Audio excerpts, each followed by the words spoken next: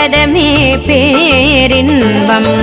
நாராயணி லக்ஷ்மி நாராயணி, நாராயணி லக்ஷ்மி நாராயணி, நாராயணி லக்ஷ்மி நாராயணி, நாராயணி லக்ஷ்மி நாராயணி. ஸ்ரீவரலக்ஷ்மி விரதம் இருந்தால் தீர்க்க சுமங்கலி வீட்டுக்கு வருவாள்.